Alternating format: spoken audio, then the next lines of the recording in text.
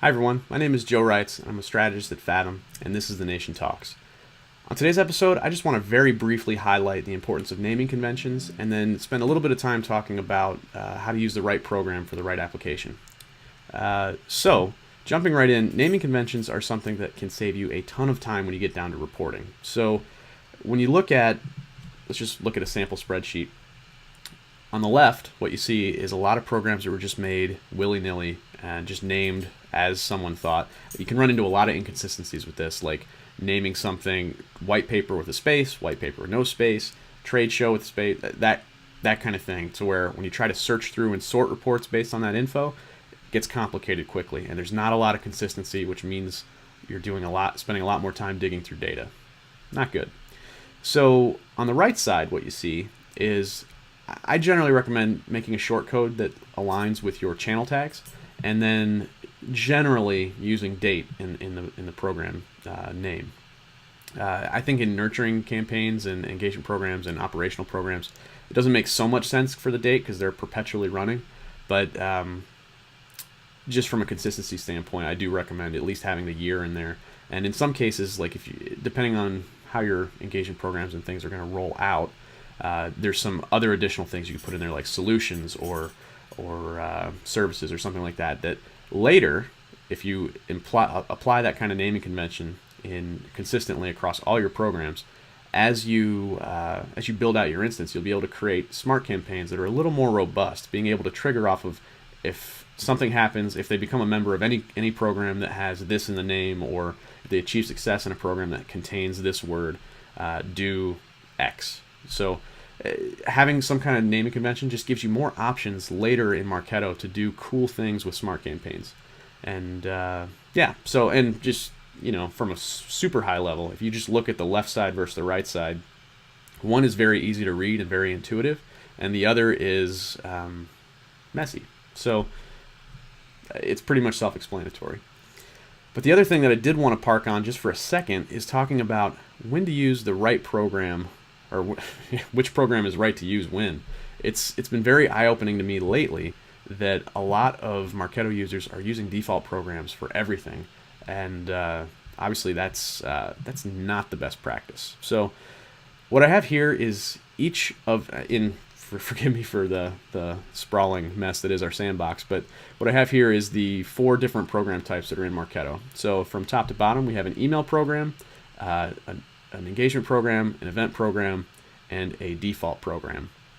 So going down again, when you'd want to use each one, a default program can really be used for just about anything. You can do drip marketing with it. You can do just simple one-time sends, anything they're very scalable, that you can clone them and restart, and all these programs are very scalable like that, except if you're ever wondering when to use an email program versus a default program, in another Nation talk I talked about how email programs have a lot of robust A/B testing options, and it's actually, I think, better than the champion challenger metric in the default program or any other program type. But basically, if you're only going to send it once, like a newsletter or something like that, it's a one-time push, email programs are your thing. Like, that's the number one thing to use. If it's going to be something that you're going to continue to clone and it has to have a few smart campaigns in it, and it's not just one smart campaign, one push, then you're going to use a default program and have some different things happening. I did mention briefly drip campaigns with default programs. That's something you can certainly do, and what I mean by that is, you have a series of emails, and the smart campaign flow is basically, whoever qualified, send email 1, wait 2 weeks, send email 2, wait 2 weeks, send email 3, and on and on. That's that's drip marketing, but it's not going to give you the most bang for your buck with Marketo's engagement engine. That's where you need to go step up to an engagement program and, kind of have all your emails within the streams. And then in another Nation talk, I had dove into kind of how you can organize your streams and have some transition rules between them, where, a common example is you have one intro stream based on their activity. They get put in the fast train and the slow train. And if they perform your specified call to action at any point, fast train, success, whatever you're going to do with them next, they're on to the follow-up phase. Versus if they didn't take any action, they'd just be in the slow train. They get the full run of all the messages, and then hopefully at the end, you've warmed them up enough where they still convert. So you're basically giving your leads options and more probability that for touch points and engagement with you. So it's very good for sales. And event programs, obviously webinars, trade shows, that's your bread and butter. That works with the Marketo calendar if you use that. But the last thing I want to say before we jump off here is the right structure within, naming conventions aside, program types aside, building out a program with some good governance of your assets is a must. So what you see here that I've blown out is, so I have folders for emails, I have folders for landing pages, lists, smart campaigns. But what you see between the emails and the smart campaigns is that they very clearly map 01 goes to 01. So you know very easily which smart campaign controls which emails, and then that just makes it so much less confusing to work with everything in the program.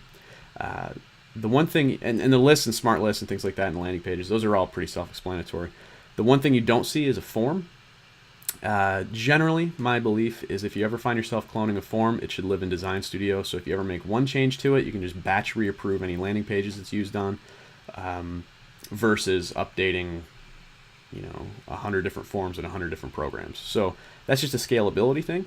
But that's basically all I just wanted to cover. Very quick video on the importance of naming conventions, program types, and program structure. So my name is Joe Reitz, again, strategist at Fathom, and this has been The Nation Talks.